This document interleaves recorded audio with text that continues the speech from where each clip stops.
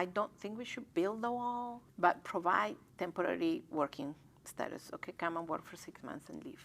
Right. So then you give an incentive that you come legally, come through the process, you can work for this amount of time, but then leave. And so that way you regulate the amount of people. This many people come this month, this many people come this month. And if you break that contract, you will not be allowed to stay or return later on.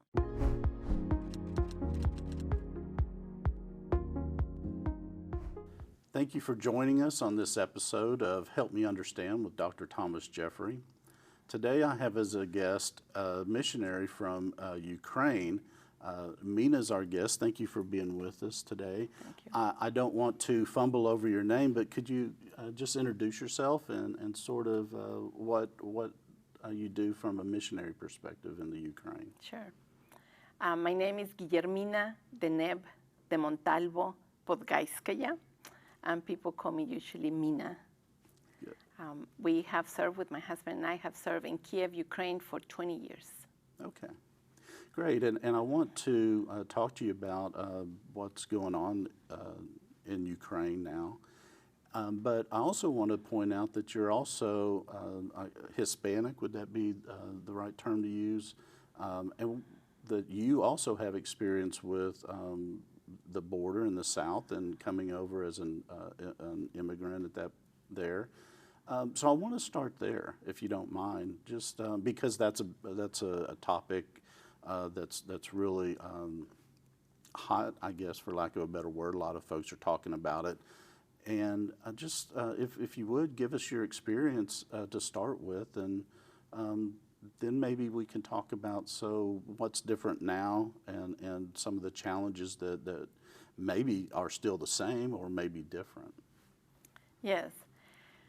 So when I was 15 years old, I came to the country undocumented. My family is a family from the border, from Ciudad Juarez, Chihuahua, border to El Paso, Texas. Okay. And so my parents had what at that time was called a border passport.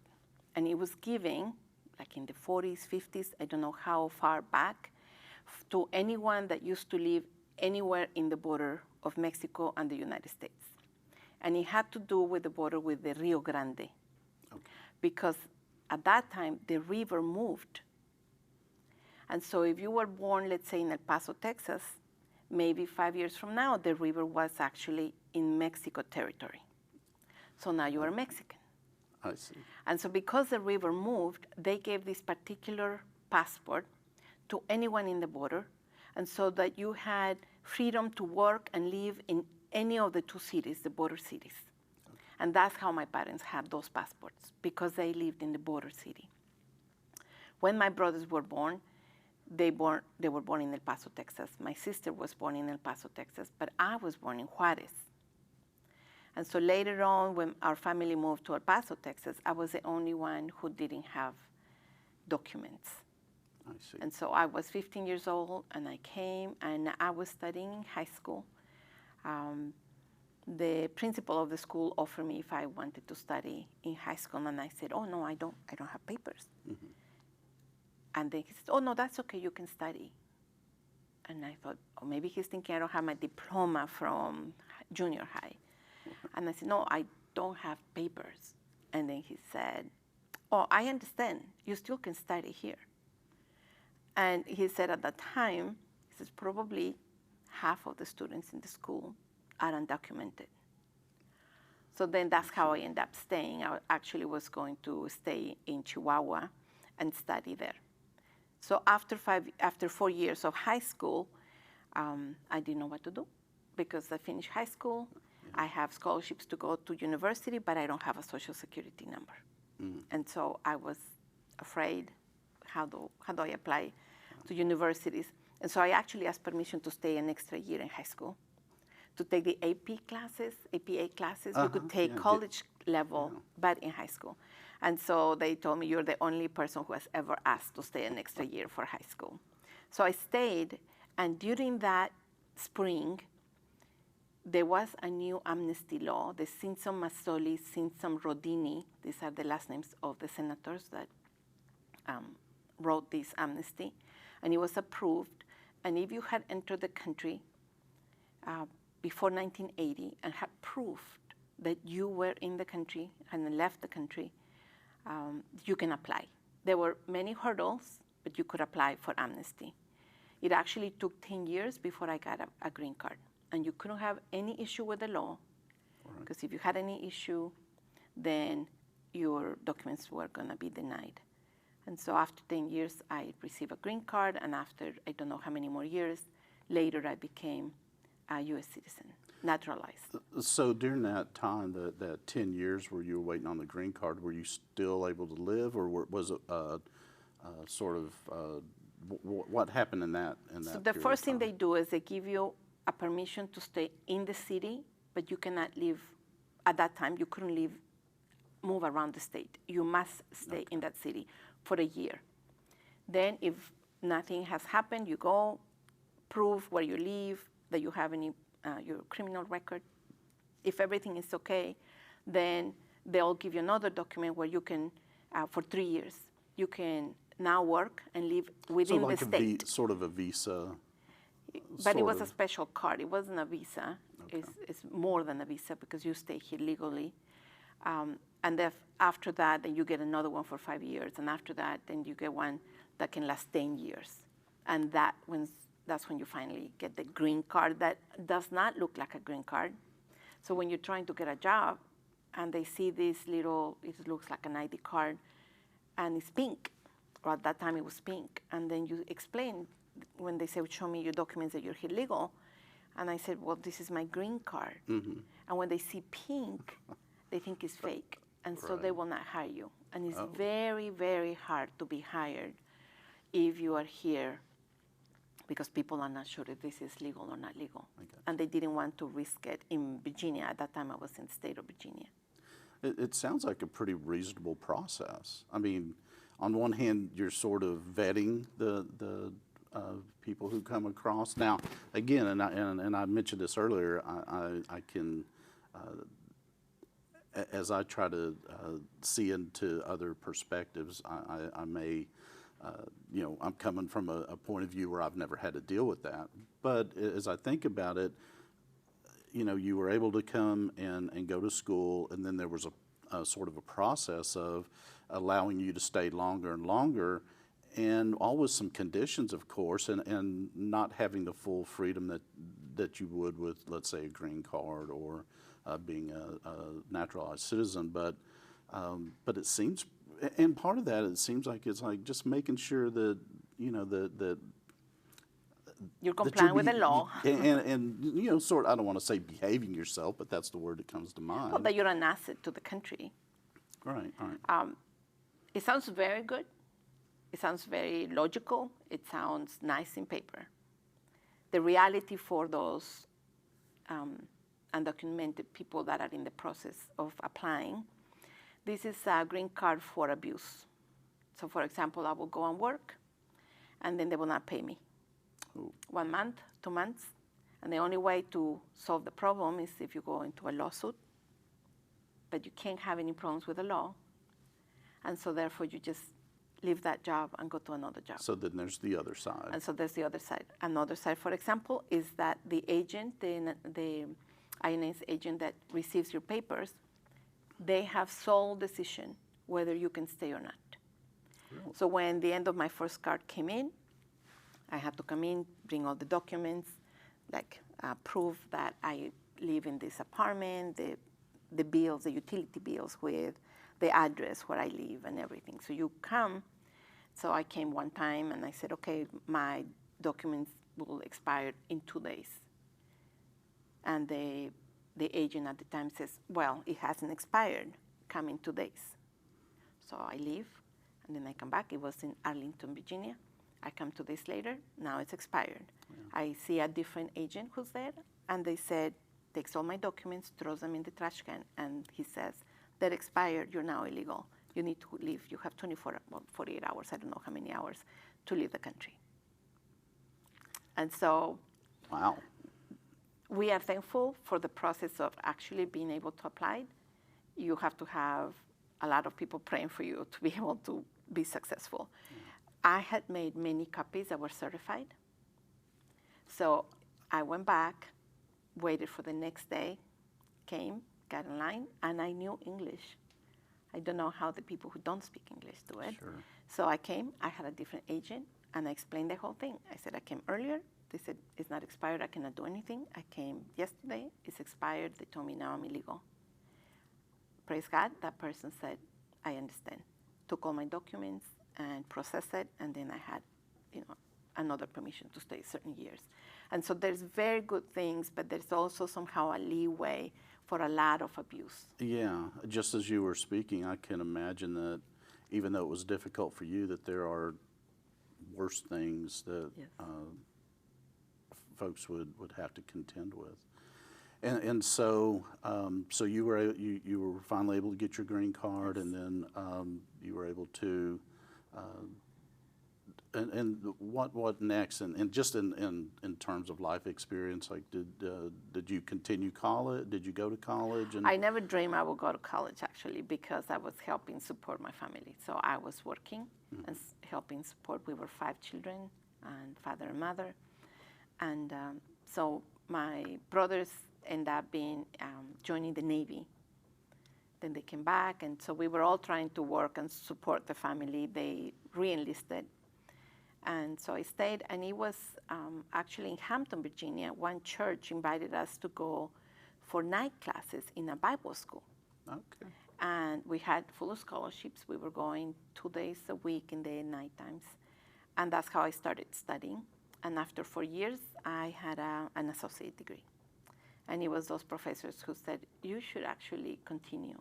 You have potential. Yeah. And so it's like, okay. So they invited me to go to Southern Baptist Theological Seminary to continue my studies. They had a special diploma program that you can start master level classes even though you don't have your undergraduate yet. And so when I came to Southern, I actually was going to my undergraduate and the graduate at the same time. So I was a full-time student in the seminary, and I was having 2 or 3 classes on the side in different universities trying to work at the same time. Wow. And so all that was successful, and eventually we'll get to you finding your way to Ukraine. I want to hear more about that. But I also want to sort of get your take on what seems to be a real emergency, for lack of a better word, but what's going on with the southern border. And it's not just, to my understanding, it's not just Central Americans coming through the southern border, but a lot of immigrants from maybe all over the world. Oh, yeah, they had a big problem with Ukrainians, because when the war started, there were some Ukrainians in Mexico. They couldn't go back. They decided to come to America, and they let them come in as refugees. Well, they sent information to Ukraine in social media and Facebook. They said, come through Mexico to go to America. Yeah. And so in Tijuana, the border, at one time they had 4,000 Ukrainians in line trying to cross over. And so, yes, they have figured out that the cheapest way to try to go in to the United States is through Mexico. So Mexico has a major problem, because not only the Mexicans are trying to come in, but also Central Americans, South Americans, and many other countries are trying to come, which it's harder for the officers to filter who's trying to come into the country. Yeah. So yes, it's a major crisis. Why does it seem like such a mess? And again, I don't mean to be naive about you choosing that word, but it definitely seems messy, especially politically. But they're really, when I say they, media in particular are really keying in on some major issues, like the amount of people coming through, and even so. In your case, there was a process, and I know that there's been illegal immigration, but in your case, there was a process that you were using to get through. What do you know about the differences between when you came over and started your journey becoming part of the United States and really now? I think there were two major mistakes done by the government, and I'll hit both political parties. Sure. So I think one of the first mistakes that happened, I was in Ukraine when this happened, when the President Obama allowed children to come into the country. And he said, we will not stop any child that wants to come to the country. That was the beginning of the mess. Because if you translate that into the Hispanic mentality, what you hear is, send your children, we'll educate them, they'll speak English, they'll have more future, they have more potential. Maybe they will be able to do this family reunification and call you to come when you get older. Or they'll just study, have a good job, and send money to wherever it is that your family is. And so what you had is you had masses of people coming to the border and sending the children just walking across the bridge. And the immigration officers couldn't send them back. And so you had thousands and thousands of children that you don't have facilities for them. You can provide all the needs because they discover that, oh, do they have the vaccines? Oh, what level of school? Oh, they don't know English. And so then it was a major catastrophe of how do you meet the needs of the children? And then they couldn't separate them. They did separate them by sexes, but not by ages. And so you had, and then they put them in these huge cages, which I'm not sure how they come up with that idea, but they were in groups, and they started putting like 50 in one cage, but then there were more and more and more kids, and then there were too many. They looked like they were in jail or something. So that was a major disaster, and they're trying to find different states that could take them, and then they were busing them and separating some of the siblings, and in the process, some of the children were lost. And so that was a huge disaster. So that was one of them. The second disaster that happened that opened the door for those caravans that you heard. There were caravans coming from Central America. And I heard President Trump said, all those illegal aliens are coming. They're taking advantage of all of our social services. They're getting free food. They're getting free money every month. And when you translate that, oh, go to America. They're going to give you housing, free food, free school, and money every month. So basically, he was showing the golden ticket. He was advertising. And he didn't realize that what that translated is, let's go. So then you have masses of people now in communities. Let's all go. Let's go. If we go one or two, they can send us back. But if we go in the hundreds, they cannot stop us. And that was the beginning of the masses of groups that were doing a caravan through Central America, crossing through Mexico, creating a major crisis in Mexico as well. Somehow, in all these, people not only focus on the United States, Mexico has a major crisis with that many immigrants. And so they had to feed them on the way and try to help them. But then they got stuck on the border cities, creating a major conflict in there. People get sick, get separated, there's violence, there's robbing, and so all of that Mexico had to deal with while they're trying to pass over.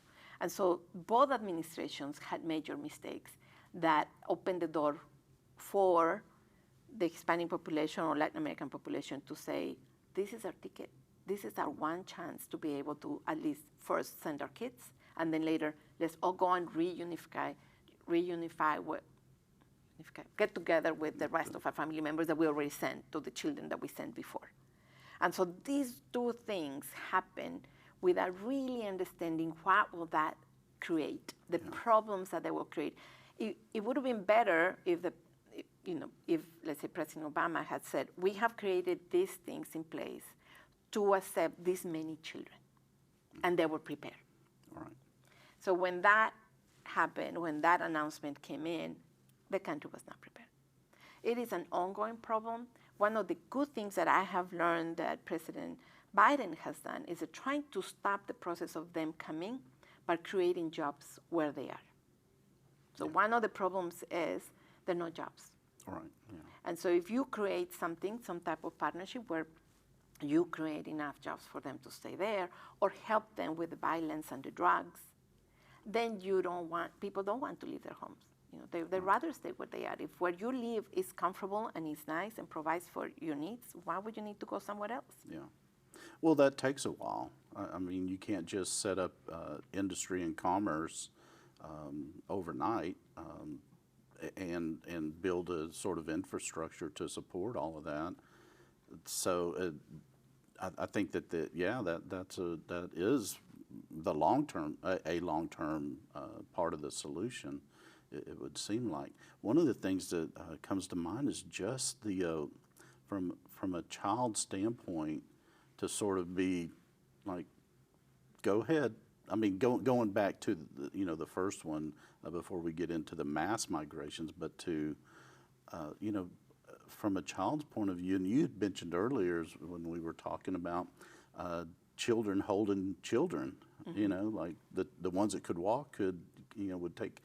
Now, did they separate the children at that point? But I guess getting back to my original question, there's some psychological things that seem like that would come into play. Major problem in the future for America, because you're going to have adults that did not grow up in homes.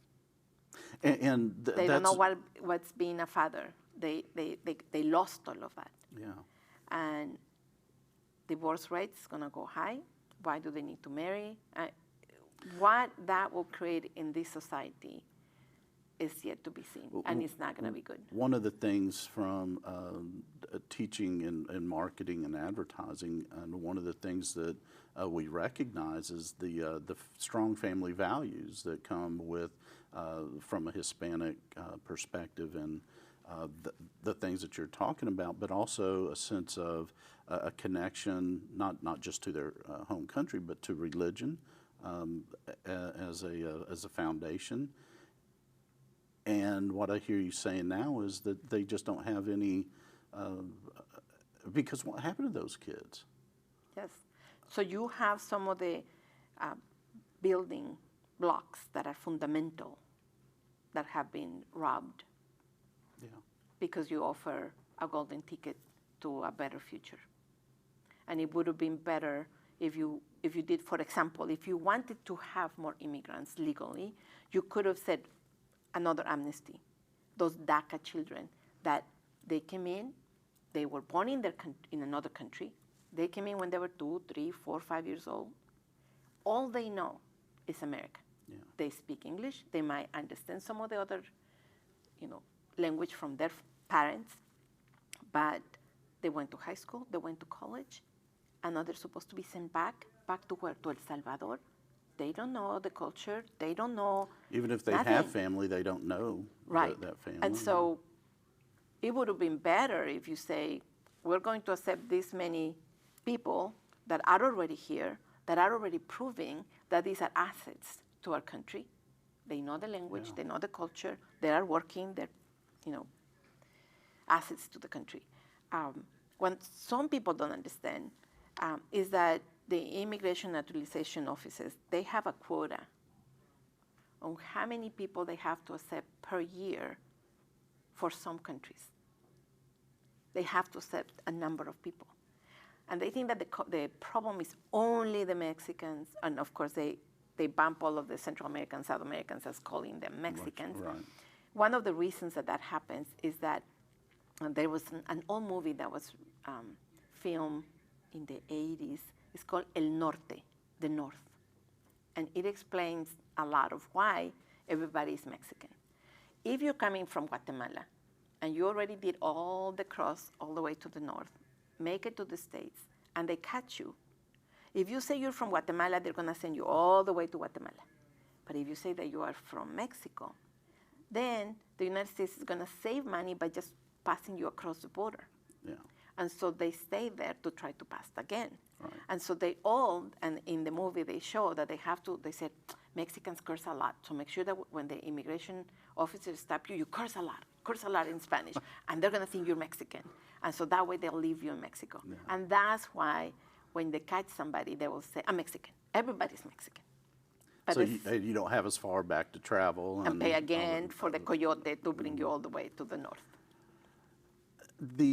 So what happened to the children? Like, families accepted them, or did they end up going to just, I don't know. I mean, I guess I really hadn't thought about what happens next. So President Biden allowed a reunification because children were separated under the Trump administration. If the children were born in the States, well, they're now U.S. citizens, but the parents were not. And so they came in and they did raids, and they took the parents away from the children. Well, the children didn't have anybody else to go, nowhere to go, so they were put in social services, care. And so now you had little kids that were separated. The scenes in the TV were devastating, of just separating those parents. Now they're being reunified because they came back, but I don't know if it's thousands of children that were lost in the process. They haven't found the children. The parents have come, and they're like, "Where is my child?" And they don't know where the child is.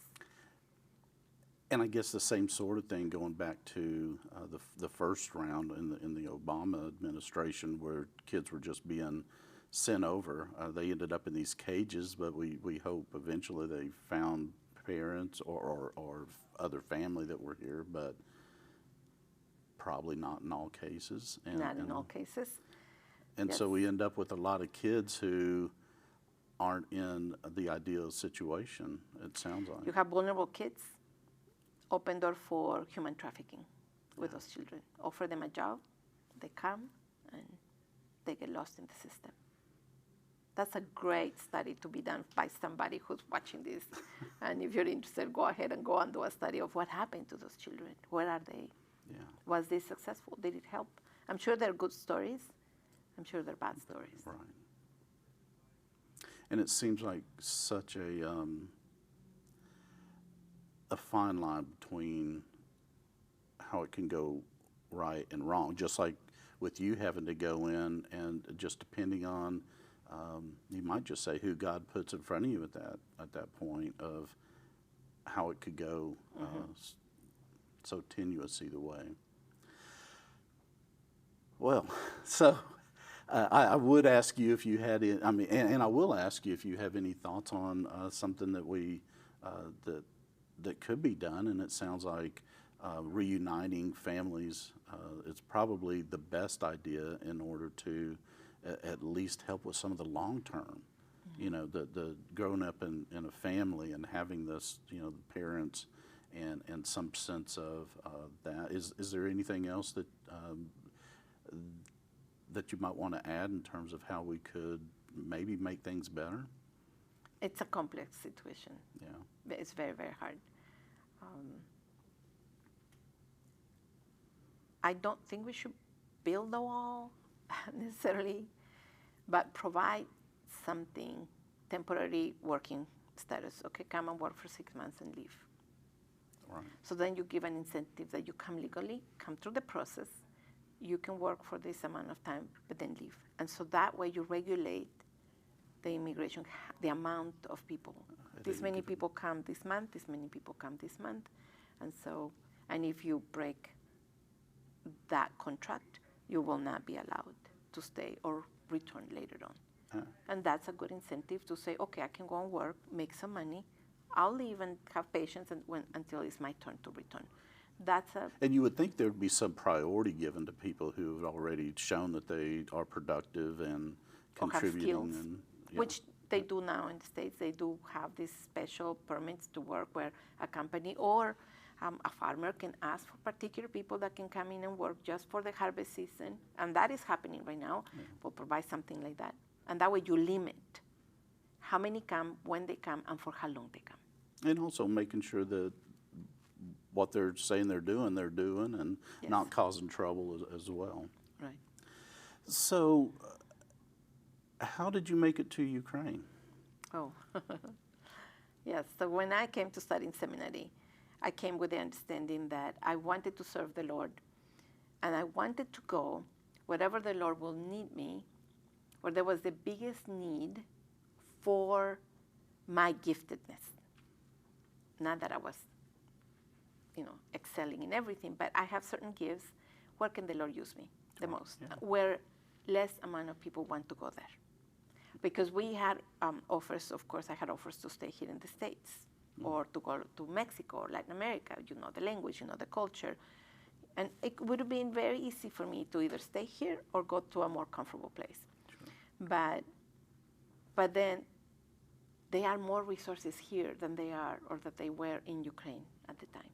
And that was the difference. And so I met my husband in seminary. He was an immigrant from Russia. He had a student visa. He came with 9 other Russians in an exchange program. He came, he studied for a year. He was supposed to go back, and the church that we were attending had some Russian-speaking Jewish immigrants. And they asked my husband to return and start a Bible study with them in Russian. Right. And so they paid for him to return and to finish his studies in Southern. And so he did that. He went to Russia, visited his family. He already had that return ticket and then returned to the States. And we had met in the first year, but once he returned, we dated for a year, got married, and then started doing ministry with these Russian-speaking Jewish immigrants. Some people were from Kiev, from Ukraine. We had people from Belarus, from different parts of Russia. And then, so we felt that the Lord was sending us, and through the Cooperative Baptist Fellowship, we ended up going to Kiev. Our organization said, you can go anywhere in the world. These are the positions, pray, and choose separately. So my husband chose his first top priorities separately, and then I chose them, and we turned in our papers, and when they compared them, they were exactly the same. So we both had chosen Kiev. And by then, I had studied 2 years at the University of Louisville. I had studied Russian. Okay. So I was already speaking some Russian in our Bible study, and I felt comfortable.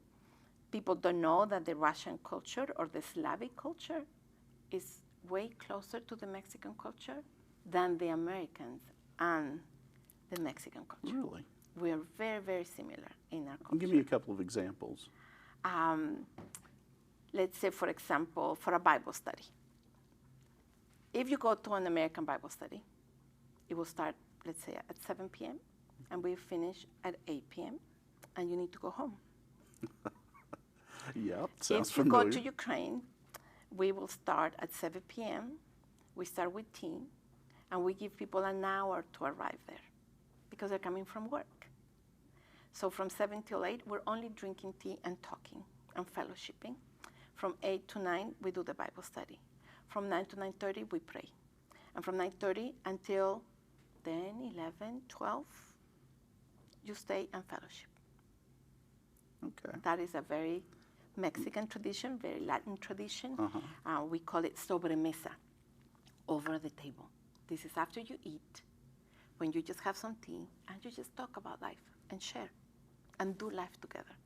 So you have that real community bonding time where you really get to know someone more than just the formal going through the, I don't want to say just going through the motions, but you still do the same things, but you sort of lean into it, as we like to say. You sort of embrace it as that communal time.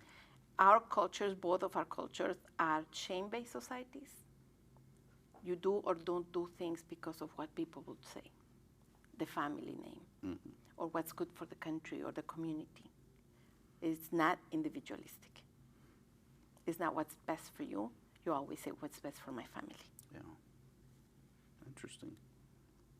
And so, what did your missionary, your mission there look like? What were y'all doing? When we first came in 20 years ago, we were partnering with the Ukrainian Baptist Union with their social branch. It's called the Christian Cooperation Center. And they were feeding street children. And at that time, the statistics were between 17,000 and 24,000 street children just in the capital. So we were feeding the children on the streets. Within a month, we realized, okay, how many children can we possibly feed with our hands? We need to do something more strategic. And so we help create a coalition of different organizations that were working with street children, so that you don't have 3 organizations feeding the same children in the same location on Tuesdays, but no one on Friday. Right. And so that led also to buying some buildings in the city of Bucha, which some people have heard in the news. It's one of the cities where it's the first city that was liberated where there was a lot of atrocities. It's right outside Kiev.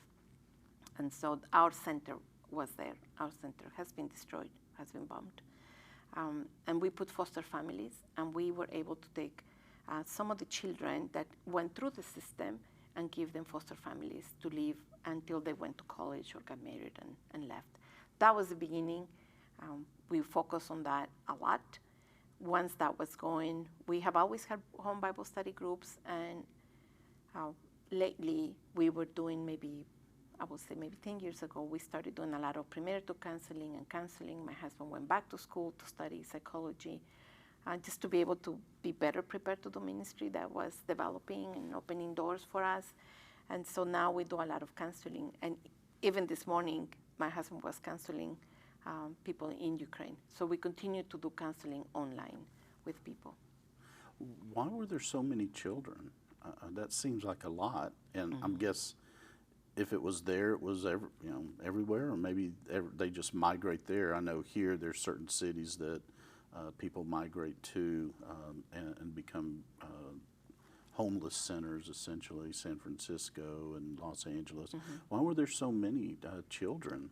So with the collapse of the Soviet Union, there was a collapse of everything, every structure that was there. So for example, if you were a professor in seminary or in any school, you kept going to work, but no one was paying you because there was no structure, there was no money. They had to create their own money, they had to create their own bank. And so there were several months and months where people just went to work because that's what you did, right. But you knew you were not going to get paid anything, and you didn't know when you were going to get paid. And so that led to a lot of depression, hopelessness, and people started drinking and drinking. That led to the breakdown on the family and the children having to go to the streets for beg for food. The longer the child is in the streets, the less likely the child will return home. So they stay 1 hour, then they stay 5 hours, then they stay 8 hours, then they stay for the first night, and then they congregate with groups, with gangs that will protect them, and they become their family. And then there comes a time when the child doesn't return to the house anymore because it becomes abusive. I can't help but notice that breakdown of the family seems to be common in both cases of that you're familiar with, and I think that that's one of the things that we worry about here is when I say here, at least in the United States, is that seems to be and I don't want to make it sound like it's nearly as bad as the cases that you're saying, but I guess warning signs of that sort of thing. So you mentioned earlier that the mission that you were part of had been bombed and I guess no longer usable, but can you help me understand a little of what's going on in Ukraine, just that's not new? I mean, not that it's not news, but from your perspective, someone who has been there. Now, did y'all leave before the invasion, or was that? Yes, we were scheduled to leave. We had bought the tickets, I don't know, maybe 8 months before. We were scheduled to leave the 4th of December and return the 12th of March. But in November, we knew that the war was going to come. We didn't know what that meant because the country has been in war for 8 years. Russia first annexed Crimea. Right. Then they occupied part of Donetsk and Lugansk area. And so for 8 years, the country has been in war trying to stop the Russians from coming farther. And They became independent countries. When Russia decided publicly to recognize both of those regions as countries, is when we knew that the war was coming, because then they have freedom to come and protect them and defend them. Right. What I think most of the people thought was going to happen is that they would just come and take fully those two regions. It would be like two states, because they were like halfway there. Mm-hmm. That's what we thought would happen. We were preparing for the worst. So for the month of November, my husband spent countless hours shredding documents to make sure we wouldn't put anybody in danger. We left in December, and of course we couldn't come back in there. We actually went back a month ago. We went to Poland and visited some of our partners and some of the refugees that we know, and we went to Kiev for 1 week for many things, to visit several people, to visit a home Bible study group, to encourage people to bring medicines, and to take out some of the things that when you're trying to evacuate, you don't think on some sentimental items that you leave that don't really have much value to some other people, but they mean a lot to you. What did you see as the biggest impact? Or maybe a better way, so what are some of the things that struck you most about how life in general has been disruptive? So the biggest impact, of course, is the dying of the people. Yeah. You have estimate of 200 Ukrainian soldiers dying per day. That means that you're losing a younger generation of people. That is huge. We were surprised there were some things that are better than we expected and some things that were worse than we expected. Because we have seen the news, we had seen like the tanks and the devastation and the dead people on the streets. We were not sure what we were going to see. The President Zelensky, President of Ukraine, has asked, let's try to go and live a normal life as much as possible. Let's clean this, because it's very depressive to see it and scary. Sure. So people got out and they just cleaned the debris and moved it to the side. So all the streets were clean. You will come to the bus station and it's all full of bullet holes. And then you have some parts where there's piles and piles of cars that have been bombed. And they just move them to the side. So they're trying their best to keep on a normal life. There's shortages of some things. The first day we were there, we needed to make sure we have enough gasoline to leave, because we have a vehicle in there that we took out. And so we bought canisters. Everybody has now canisters, and because if they invade, everybody goes to the gas stations, and then you run out of gasoline, and the lines, were like, you could take you 2-3 days to fill your car, and they only limit it to, I think it was 10 gallons per filling. Right. And so it took us 8 gas stations to be able to fill our 2 canisters of gasoline. And so there's a shortage of gasoline. Yeah. The sirens go off every single day. It's something that somehow I didn't realize that it was going off every single day. I thought sometimes it goes off every day, and you don't know when it will happen. So if you're grocery shopping and the sirens go off, you must leave your cart and you must leave the store and go to the closest bunker. And you have applications, and not only you'll hear it, but your phone will sound that the sirens are going off. So you must go, and there's an application that tells you, based on your location, where is the closest bunker, which building around you has it. So you must leave until it's safe, and then you can come back and finish shopping. And so the disruption of your everyday for over 6 months, it's incredible. There's also the military curfew. You must be at home at 11 p.m. It's good. It used to be the times when it was at 7 p.m., sometimes at 5 p.m., and sometimes you have curfew for 2 or 3 days. Oh, okay. Because the shelling was going to be, somehow we have some people that warn Ukraine when the shelling is going to happen. And so the president will say, this weekend you cannot get out. You must stay in the bunkers the whole weekend. I see. Okay. Mm-hmm. Well, that's certainly not what you were experiencing before. I get the impression that before it was typical what we might even experience here in the U.S. Day to day. Very peaceful. Kiev, which is, the capital. I mean, imagine being in New York or being in LA. It's a major metropole. And just to give you an idea how safe it was, you could be in the side of the street and wave your hand if you want something that is cheaper than a taxi, but not as cheap as a bus, and that will take you faster. So if I'm going to the subway, and the subway is in that direction, and the bus is not coming, I can just wave anyone. They can stop, and then we can negotiate.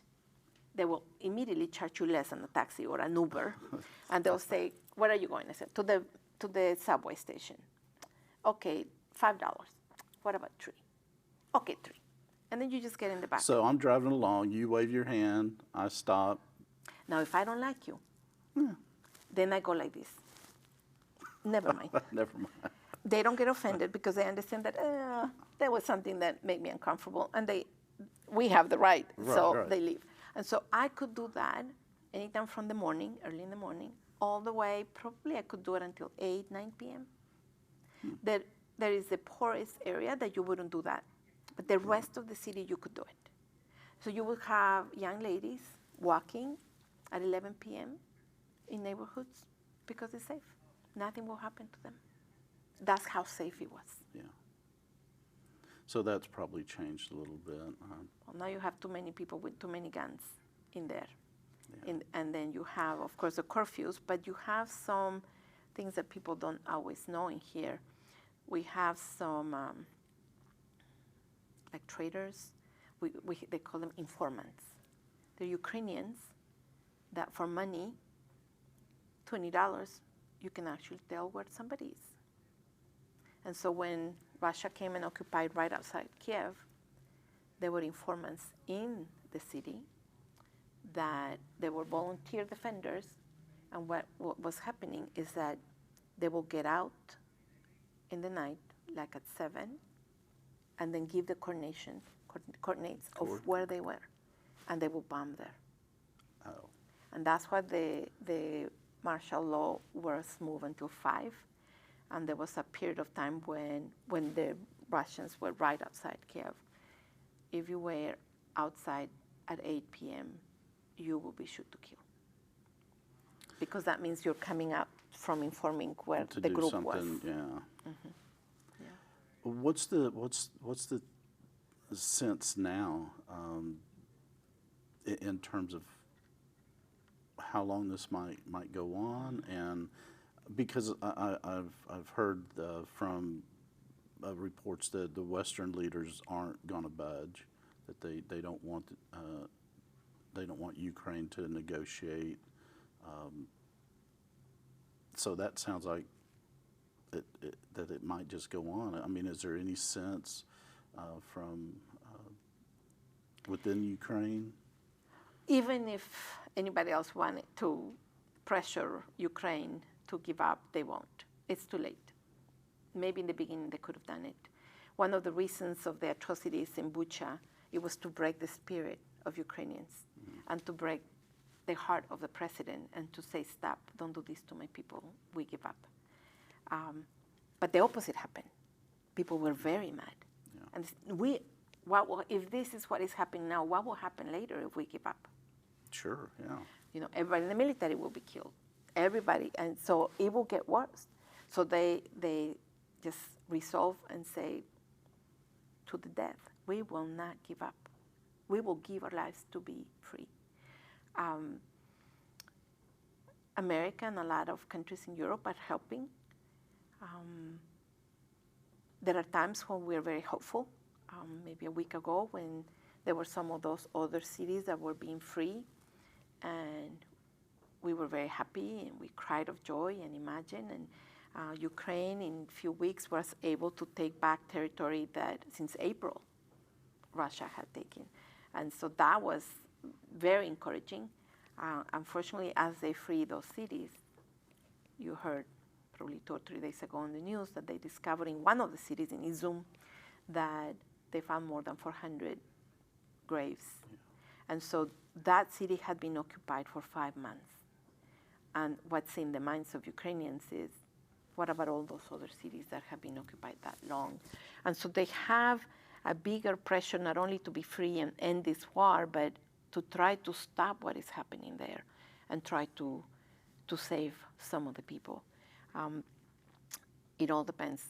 One of the really good things that is happening, that is a miracle, and that we keep asking, pray for miracles, even if you don't know what kind of miracle.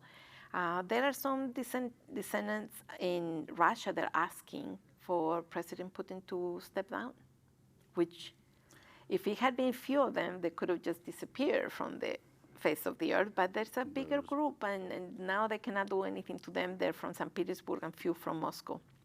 And they did a letter requesting for him that is not beneficial for the future of Russia, what the president is doing. That's very helpful, because it took a lot of courage for them to voice this. And so if more people come and they want to stop this, it could be that it gets stopped not because of Ukrainians winning the war per se, but because within Russia they stop Putin and they just go back. That right now, I think, is what we're hoping. Biggest hope that, because if the war continues, more people die from both sides, and there are more losses. So if that, that's a good prayer, that within Russia, the government will stop him. people might come to their senses. And what are some things that, and I know we've covered a pretty broad territory, from immigration to the war in Ukraine.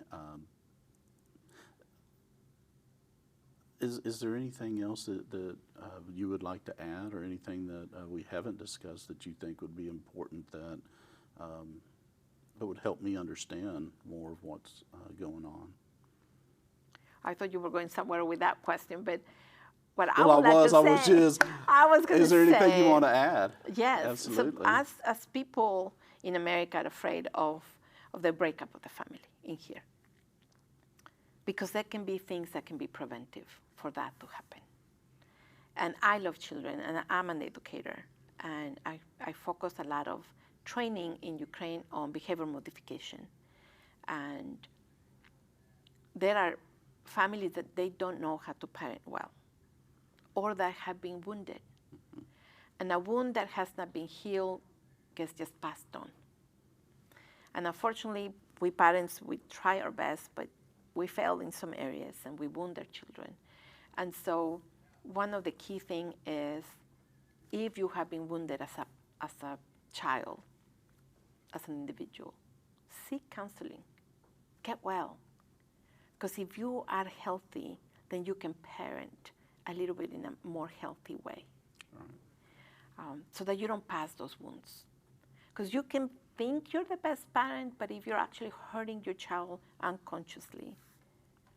Or even, as you were speaking, the thought occurred to me that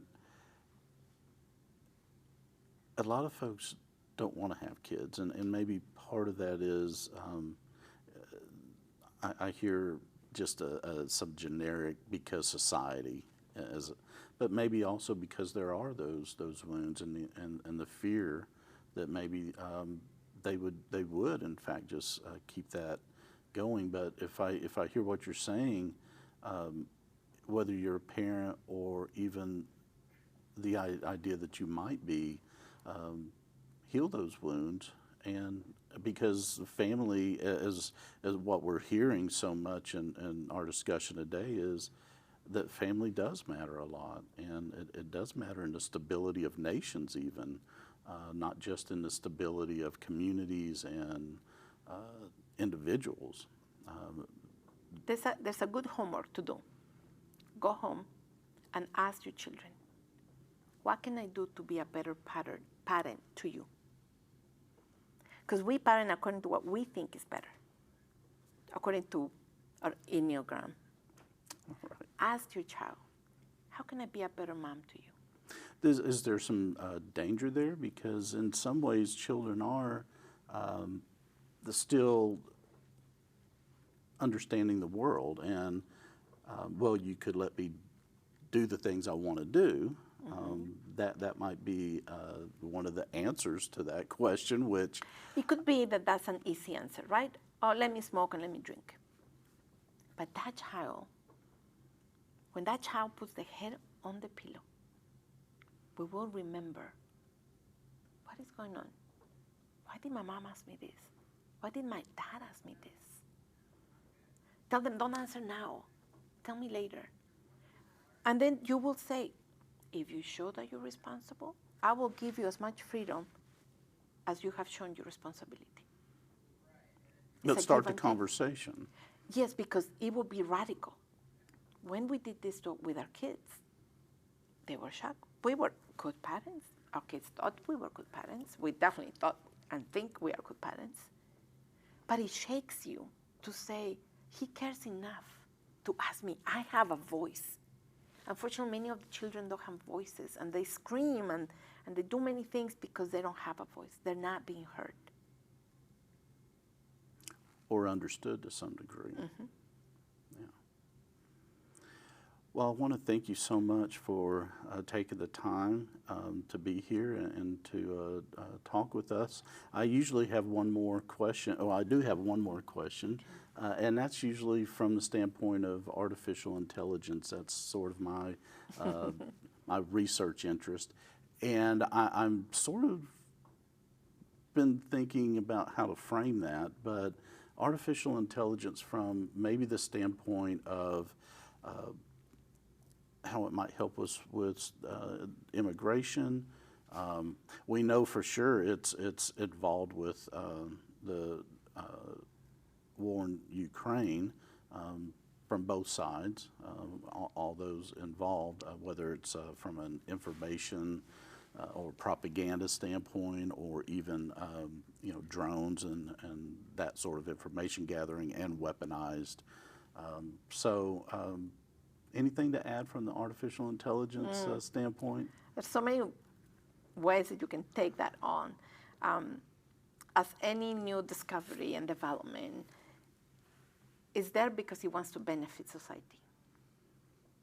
But it cannot replace the human touch. It cannot replace the relationship that we need. And so there's but so much you can do with that. And then there comes a point where we're losing our humanness, or humanities, or how do you call it, humanness from that. And so one of the things that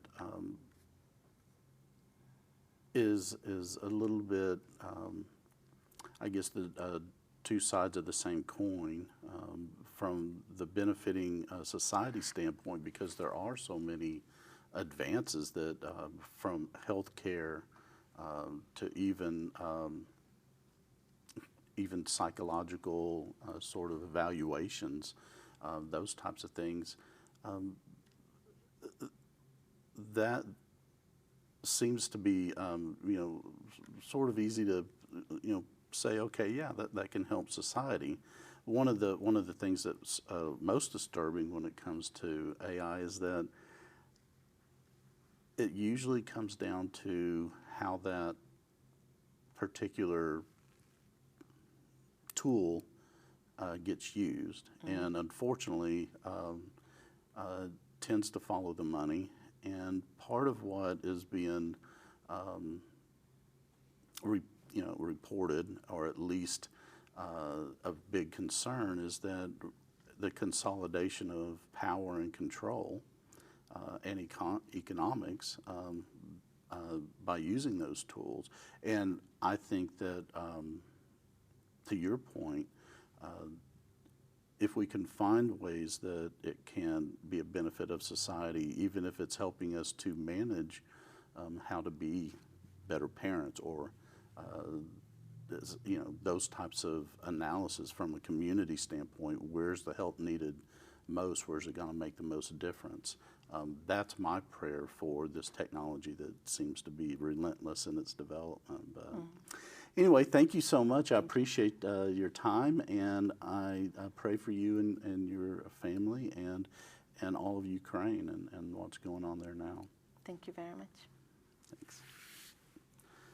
Thank you for joining us on this episode of Help Me Understand with Dr. Thomas Jeffrey. Make sure to hit the subscribe button and even turn on the notifications so that you can follow us.